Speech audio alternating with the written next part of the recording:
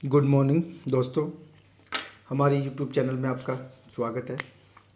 जैसे हमारा last test green chemistry और नैनो केमिस्ट्री का था, तो बहुत से लोगों ने बोला कि सर थोड़ा सा ग्रीन केमिस्ट्री को कैसे पढ़ना है, क्या पढ़ना है, थोड़ा सा बता दो। उसी की हेल्प में ये वीडियो है आप लोगों का। देखो, सबसे पहले आपको ग्रीन केमिस्ट्री का सिलेबस आपके सामने रखना है। और सिलेबस में है, देखो, पहला तो पॉइंट है principle of green chemistry, principle of green chemistry. और इसमें आपको 12 प्रिंसिपल पढ़ने हैं ग्रीन केमिस्ट्री के। कितने प्रिंसिपल पढ़ने हैं आपको? 12 प्रिंसिपल पढ़ने हैं। उसके बाद आपको पढ़ना है सस्टेनेबल डेवलपमेंट। उसके बाद में आपको कुछ ग्रीन रिएजेंट्स पढ़ने हैं और कुछ ग्रीन सिंथेसिस पढ़ना है। इसके लिए मैं आपको बता देता हूँ कि इस बुक में से आपको पढ़ना क्या है। ये बुक मैं ग्रुप में डाल दूँगा। तो इस बुक में से पढ़ना क्या है, कौन कौन सा चैप्टर पढ़ना है, वो मैं बता देता हूँ आप लोगों को। देखो, इस बुक में से पढ़ना है हमें, एक तो पढ़ना है basic principle of green chemistry. इसमें देखो, आपको बिल्कुल शॉर्ट में नोट्स बनाने हैं। आपको पढ़ना है कि सबसे पहले तो ये पढ़ना है कि ग्रीन केमिस्ट्री का एम क्या है। और मैं एक जनरल आइडिया दे देता हूँ आपको। ग्रीन केमिस्ट्री का जो एम है वो एक ही है कि जो हमारा ट्रेडिशनल सिंथेसिस है, जो ऑर्गेनिक सिंथेसिस है, बेसिकली जो ट्रेडिशनल सिंथेसिस है, उसमें जो प्रोडक्ट और बाई प्रोडक्ट बनते हैं, जो सॉल्वेंट हम लोग यूज़ करते हैं, वो सब हजारडस होते हैं हमारे इन्वायरमेंटल के लिए। तो इसका जो मेन जो एम है, जो टारगेट है ग्रीन केमिस्ट्री का, वो यही है कि हम लोग इको फ्रेंडली सिंथेसिस करें। कोई भी ऐसा सॉल्वेंट यूज़ ना करें, कोई भी ऐसा बाई प्रोडक्ट ना बनाएं। ऐसा हम लोग एक प्रिंसिपल और है इसमें, हम लोग हीट ना यूज़ करें, जिससे कि एक जो एटमॉस्फेयर है उसका टेम्परेचर इंक्रीज़ हो। ये भी एक कंसेप्ट में जाएगा। तो आपको ये 12 प्रिंसिपल ध्यान रखने हैं, सीक्वेंस से याद कर लेना आप लोग। तो एक तो दूसरा चैप्टर हो गया आपको। फिर आपको छठवां चैप्टर पढ़ना है, और छठवें चैप्टर में आपको ग्रीन रिएजेंट्स के बारे में पढ़ना है। ये सारे ग्रीन रिएजेंट्स हैं, इनका नाम आपको ध्यान रखना है। उसके बाद में आपको 7 के बाद में 8 के बाद में आपका चैप्टर आता है 9। देखो, 9 में आपको थोड़ा सा माइक्रोवेव के बारे में पढ़ना है, क्योंकि ट्रेडिशनल मेथड में हम लोग हीटिंग देते हैं, लेकिन इन्वायरमेंटल जो ग्रीन केमिस्ट्री है, उस ग्रीन केमिस्ट्री में हम लोग हीट की बजाय माइक्रोवेव यूज़ करते हैं। क्या यूज़ करते हैं? माइक्रोवेव यूज़ करते हैं। तो कुछ रिएक्शंस इसमें दे रखी हैं, इनको देख लेना कि कौन कौन सी ट्रेडिशनल रिएक्शंस को हम लोग प्रेजेंट सिनेरियो में as a using microwave synthesis कर रहे हैं। इसके बाद में 9 के बाद में आपको 10 में कुछ नहीं करना, 11 में कुछ नहीं करना, 12 में कुछ नहीं करना, चैप्टर 13 में कुछ नहीं करना, और चैप्टर 14 में थोड़ा सा देखना है आपको। चैप्टर 14 में आपको आयनिक लिक्विड्स के बारे में देखना है कि आयनिक लिक्विड्स क्या होते हैं और इनका यूज़ क्या है। देखो, जैसे ये रिएक्शंस आप लोग ध्यान रख लेना, मोस्ट इंपॉर्टेंट 4-5 रिएक्शन ध्यान रखनी है कि इस रिएक्शन को हम लोग प्रेजेंट सिनेरियो में आयनिक लिक्विड में करवा रहे हैं। ठीक है। और फाइनली आपको थोड़ा सा देखना है सिंथेसिस के बारे में कि हम लोग कौन कौन सी रिएक्शन को प्रेजेंट टाइम में ग्रीन सॉल्वेंट में सिंथेसाइज कर रहे हैं। तो ये सारी चीज़ें आपको पढ़नी है। एक मैं आपको हिंट दे देता हूँ कि जो ग्रीन सॉल्वेंट ग्रीन केमिस्ट्री है, उसका एम मैंने बता दिया। ये बेसिकली डिपेंड करती है 2 चीज़ों पे। एक तो हमें सॉल्वेंट को चेंज करना है, सॉल्वेंट हमेशा ग्रीन सॉल्वेंट लेना है। तो आप लोग बहुत सारे ग्रीन सॉल्वेंट जो 10-15 मैंने एक दिन ग्रुप में भी डाले थे, 5-7, वो 5-7 आपको सॉल्वेंट ध्यान रखने हैं कि ग्रीन सॉल्वेंट्स कौन कौन से हैं। और एक हीटिंग, 2 चीज़ों को चेंज करेंगे हम लोग ग्रीन सॉल्वेंट में। एक तो हम लोग जो सॉल्वेंट हैं वो हम लोग ग्रीन सॉल्वेंट ले रहे हैं, और दूसरा हम लोग हीटिंग के लिए, हम लोग गर्म करने के लिए, हीट करने के लिए हीटिंग नहीं दे रहे, ट्रेडिशनल हीटिंग नहीं दे रहे हम लोग। अब हम लोग माइक्रोवेव यूज़ कर रहे हैं हीटिंग देने के लिए। तो 2 रिप्लेसमेंट करने हैं आपको ग्रीन केमिस्ट्री में। एक आपको सॉल्वेंट का रिप्लेसमेंट करना है और एक आपको हीटिंग मेथड का रिप्लेसमेंट करना है। ठीक है। जैसे आपका 3rd चैप्टर है basic principle of green chemistry, तो इसमें आपको वो 12 प्रिंसिपल पढ़ने हैं। इसमें आपका जो एम है ग्रीन केमिस्ट्री का वो भी आ जाएगा। इसी में आपका सस्टेनेबल डेवलपमेंट आ जाएगा। अब देखो, सस्टेनेबल डेवलपमेंट या सस्टेनेबल विकास या डेवलपमेंट जो भी है, वो क्या है वो मैं आपको बता देता हूँ। देखो, सस्टेनेबल डेवलपमेंट का मतलब ये है कि आज प्रेजेंट टाइम में हमारे पास जो भी नेचुरल रिसोर्सेज हैं उनका यूज़ हम लोग इस तरह से करें कि हमारी जो रिक्वायरमेंट्स हैं वो तो पूरी हो जाएं, और हम हमारी रिक्वायरमेंट्स को पूरी करते समय ये भी ध्यान रखें या उसका इस तरह से यूज़ करें नेचुरल रिसोर्सेज का कि वो हमारी जो नेक्स्ट जनरेशन है या फ्यूचर की जो जनरेशन होगी उसके यूज़ के लिए भी बचा रहे। इसी को बोलते हैं सस्टेनेबल डेवलपमेंट। मीन्स हम लोग जो हमारे पास प्रेजेंट जो नेचुरल रिसोर्सेज है उनका यूज़ इस तरह से करें कि हमारी प्रेजेंट रिक्वायरमेंट तो पूरी हो जाए लेकिन वो हमारी फ्यूचर जनरेशन के लिए भी बचा रहे।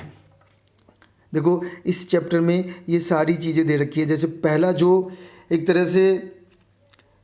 जो प्रिंसिपल है वो है जैसे prevention of waste by product. ऐसे ही आपको पूरे जैसे ये मैक्सिमम इनकॉर्पोरेशन ऑफ रिएक्टेंट्स, ऐसे 12 प्रिंसिपल, रीअरेंजमेंट रिएक्शंस ये उसका एग्जाम्पल है। ऐसे आपको 12 प्रिंसिपल ध्यान में रखने हैं। जैसे ये चौथा है डिजाइनिंग सेपर केमिकल्स, मतलब हमें सेफ केमिकल्स यूज करने हैं। Energy requirements for synthesis, selection of appropriate solvent, ये 12 प्रिंसिपल आपको ध्यान रखने हैं। ये आपका फर्स्ट कंसेप्ट क्लियर हो जाएगा टॉपिक का। उसके बाद में हम लोग आगे चलते हैं। देखो, उसके बाद में आपको देखो 6 चैप्टर पे आना है ग्रीन रिएजेंट्स। इसमें आपको कुछ रिएजेंट्स ध्यान रखने हैं।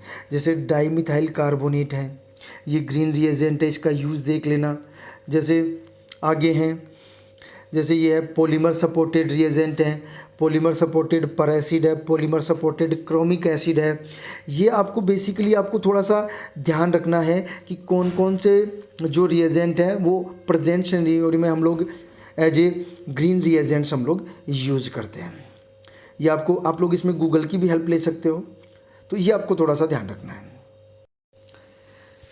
इसके बाद में आपको आना है चैप्टर नंबर 9 पे, थोड़ा सा माइक्रोवेव के बारे में पढ़ना, क्योंकि हम लोग हीटिंग मेथड भी चेंज कर रहे हैं। हम लोग पहले ट्रेडिशनल हीटिंग देते थे, ग्रीन केमिस्ट्री में हम लोग माइक्रोवेव यूज़ कर रहे हैं। इसके बारे में थोड़ा सा देख लेना कि किस रेंज के बीच में काम करता है, क्या इसकी मैकेनिज्म है, और कुछ रिएक्शंस भी आप लोग ध्यान रख लेना जो प्रेजेंट सिनेरियो में, जैसे ये रिएक्शन है हाइड्रोलाइसिस, और भी बहुत सारी रिएक्शंस इसमें दे रखी हैं। तो आप लोग थोड़ा सा 5-10 जो आप लोगों को लगी कि इंपॉर्टेंट रिएक्शंस हैं जो हम लोग माइक्रोवेव में करवा रहे हैं, वो आप लोग थोड़ा सा देख लेना। इस चैप्टर के बाद में हम लोग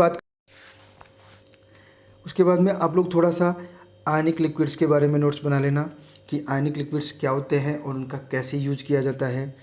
और इसी के साथ कुछ रिएक्शंस देख लेना जो मोस्ट इम्पॉर्टेंट है, आपको लगता है कि प्रेजेंट सिनेरियो में ये रिएक्शंस यूज़ की जा रही हैं आयनिक लिक्विड्स में। ये थोड़ा सा इस चैप्टर से आप ये नोट्स तैयार कर लेना आयनिक लिक्विड वाले से। और फाइनली आप लोग ये वाला चैप्टर नंबर 15 से कुछ एग्जाम्पल्स रिएक्शंस कर लेना जो ग्रीन सिंथेसिस के एग्जाम्पल्स हैं। जैसे कौन कौन से एग्जाम्पल, जैसे पॉलीस्टाइरीन सिंथेसिस है, ये ग्रीन केमिस्ट्री का एग्जाम्पल है, ग्रीन सिंथेसिस का एग्जाम्पल है। थोड़ा सा एक बार देख लेना आप लोग, ज़्यादा लंबा चौड़ा है नहीं है। जैसे सिंथेसिस ऑफ एडिपिक एसिड है। उसके बाद हम लोग और देख सकते हैं, जैसे बहुत सारी रिएक्शंस दे रखी हैं, इन रिएक्शंस को आप लोग एक बार ब्रीफ में देख लेना, ठीक है। इतना करने के बाद आप लोगों के एक तरह से ये ग्रीन केमिस्ट्री के नोट्स तैयार हो जाएंगे। जैसे सिंथेसिस ऑफ यूरिथीन है, इसका हम लोग ग्रीन सिंथेसिस कैसे कर रहे हैं, ये कुछ दे रखे हैं इसमें बहुत सारे एग्जांपल्स, इनको आप लोग एक बार देख लेना। जैसे फ्री रेडिकल ब्रोमिनेशन है, तो एक बार इनको देख लेना कैसे हम लोग ग्रीन केमिस्ट्री में इनको सिंथेसिस करते हैं, ठीक है। देखो, अब इतना होने के बाद आपको क्या करना है, ये सारे चैप्टर से आपको मुश्किल से 7 से 8 पेज में नोट्स बनाने हैं। ज़्यादा लंबा चौड़ा काम आपको बिल्कुल भी नहीं करना है, लेकिन फिर भी आपका मैटर सारा कवर हो जाएगा इस 7 से 8 पेज में। इसके बाद आप गूगल की हेल्प से कुछ क्वेश्चन सॉल्व करना, मैंने जो टेस्ट पेपर दिया है उसको आप लोग सॉल्व करना, फिर देखना आपका ये वाला टॉपिक तैयार हो जाएगा। इसके बाद हम लोग जब भी मेरे को टाइम मिलता है मैं एक वीडियो नैनो केमिस्ट्री के बारे में भी डाल दूंगा कि आपको कहाँ से पढ़ना है और कैसे पढ़ना है। आप लोग देखो, थोड़ा सा कोशिश करें एक बार, बिल्कुल भी इम्पॉसिबल नहीं है चीज़ें। आप लोग मन बनाओ एक बार करने का कि मेरे को ये नोट्स बनाने हैं या ये तैयारी करनी है, तो हो जाएगा। ऐसा कुछ नहीं है, मुश्किल से कोई 7-8 टॉपिक हैं जिनमें आपको इश्यूज आ रहे हैं। मेरे से जितना बन पा रहा है मैं आप लोगों की हेल्प कर रहा हूँ। और एक मेरे टेस्ट सीरीज को आप देखें, उस टेस्ट सीरीज से आपको एक क्राइटेरिया पता चलेगा कि कैसे पढ़ना है और क्या पढ़ना है। मैंने बिल्कुल जो टेस्ट सीरीज बनाई है वो इस तरह से बनाई है। जैसे मैं कुछ क्वेश्चंस दिखाता हूँ आपको उस टेस्ट सीरीज के।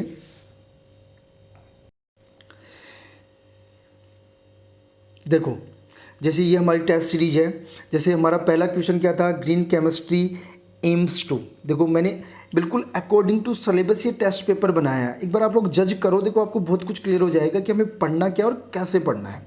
तो इसका जो टारगेट है वो मैंने बता दिया था कि ग्रीन केमिस्ट्री क्यों पढ़ते हैं।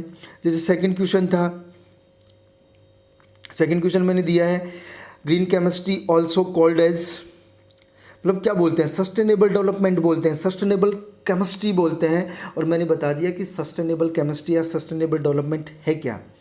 हमारी वर्तमान की जो प्रेजेंट की आवश्यकताओं को पूर्ति करते हुए सारे नेचुरल रिसोर्सेज का इस तरह से यूज करें कि वो हमारी फ्यूचर की जनरेशन के लिए भी बचा रहें। फिर मैंने बताया था, देखो मैंने कहा था कि सॉल्वेंट, कुछ ग्रीन सॉल्वेंट की प्रॉपर्टीज़ पढ़ लेना।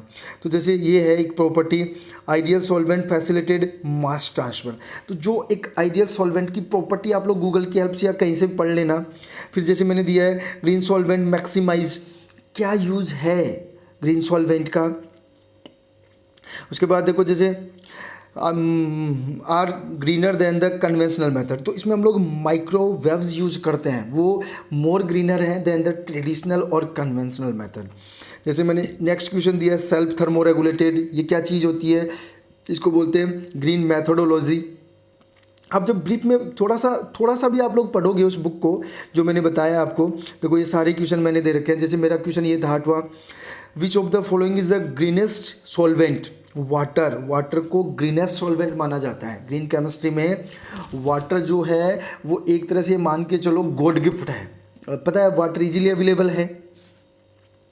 जैसे ये क्वेश्चन दिया है जैसे मैंने कि विच of the following is note the 12 principle of green chemistry की जो 12 प्रिंसिपल हैं उनमें से कौन सा प्रिंसिपल नहीं है। तो वो आप लोग एक बार सीक्वेंस से सारे 12 प्रिंसिपल तैयार कर लेना। जैसे मैंने दिया green chemistry improve the chemical manufacturing. जैसे ये मैंने ग्रीन सॉल्वेंट्स के एग्जाम्पल दे दिए आपको। भले आप लोगों को लगता है इतना बड़ा इशू नहीं है, आप मन लगा के करोगे तो मुश्किल से 2 से 3 घंटे में आप इस पूरे टॉपिक के नोट्स बना लोगे। फिर भी कोई इशू आता है तो हम लोग ग्रुप में डिस्कस करते हैं। मेरे को जैसे ही टाइम मिलता है एक बार हम लोग नैनो केमिस्ट्री के बारे में भी डिस्कस करेंगे कि आपको पढ़ना क्या है नैनो केमिस्ट्री में। तो एक बार जो पैटर्न मैंने बताया है एक बार कोशिश करके देखें। मुश्किल से 2-3 घंटे की मेहनत है, लेकिन आपका मान के चलो 3 से 4-5 क्वेश्चन भी आपके कवर हो जाएंगे, ये मेरा विश्वास है आपसे। एक बार कोशिश करके देखें, ठीक है। मिलते हैं नेक्स्ट क्लास में।